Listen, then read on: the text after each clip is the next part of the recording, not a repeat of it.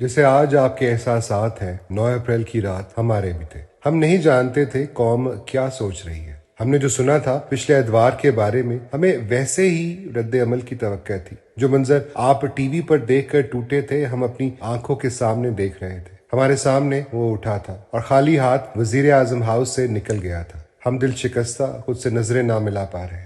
फिर क्या हुआ? क्या 9 अप्रैल को इमरान खान हारा था, या 9 अप्रैल को इमरान खान की अब तक की सबसे बड़ी फतह हुई थी? आपने लिखी थी इमरान खान की जीत की इबारत। वो यूं ही आपके हवाले अपनी जंग नहीं करके गया। वो हमेशा से जानता था कि जिस दिन अल्लाह ने आपके दिल उसकी जानिब मोड़े, दुनिया की कोई ताकत उसको शिकस्त नहीं दे सकेगी। उसकी जंग कभी भी इक्तदार के लिए नहीं थी। उसकी जंग इक्तदार की होती तो वो 5 महीने से एक तंग और तारीख काल कोठरी में अपने तकवे की ढाल तले ना बैठा होता। उसकी जंग महज ताकत के हसूल की होती तो वो गोलियां खाकर मुस्कुराते हुए आपका हौसला ना बहाल करता। उसकी जंग वजीर आजम की कुर्सी के लिए होती तो उस कुर्सी को दवाम देने वाले सारे मोहरे उसकी आंखों के सामने 9 अप्रैल को सजने वाली बसात पर पड़े थे और एक अरसे तक पड़े रहते। उसकी जंग का मकसद हमेशा से आपको एक अजीम कौम बनाना था। वो जिस दिन दुनिया के सामने खड़े होकर ला इलाहा इल्लल्लाह कह रहा था, उसी मंबर पर खड़े खड़े उसके पैरों से सांप लिपटने लगे थे। फिर भी उसकी ललकार सुस्त नहीं पड़ी।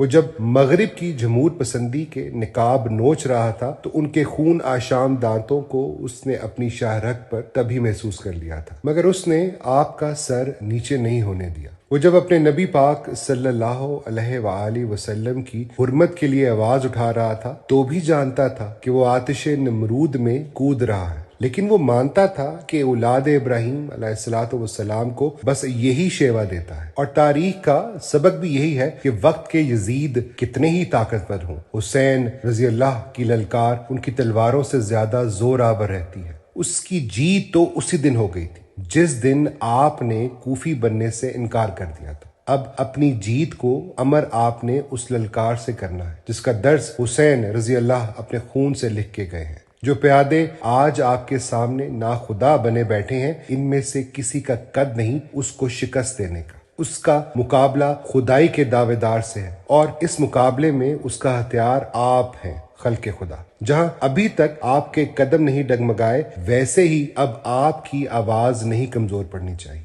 गली, मोहल्ले, चौक, चौराहे में आपकी ललकार गूंजनी चाहिए। हर दीवार, हर मकान, हर चौराहे पे आपकी पुकार नश्र होनी चाहिए। ये हम पर उस आदमी का कर्ज है जिसने तख्तो ताज ठुकराए, हमारा सौदा नहीं किया, जिसने खंजर सहे, तीर खाए, हम पर आंच नहीं आने दी, जिसने खुद को ताराज कर दिया हमारी नस्लों की आबादी की खातिर, जो कश्मीर से लेकर फलस्तीन और अफगानिस्तान तक के मजलूमों की आवाज बना, जो हर उस मुसलमान की आवाज बना कि जिसके लिए उसके अमन व आशनी के मजहब को तोहमत बना दिया गया था। याद रखें, हम उसकी जंग में अल्लाह के भरोसे उतरे हैं, अपने ईमान के सहारे डटे रहे हैं और अब अपने अबा की मेरास को अपने सीनों में समोकर इसे लड़ेंगे। हम नहीं झुकेंगे।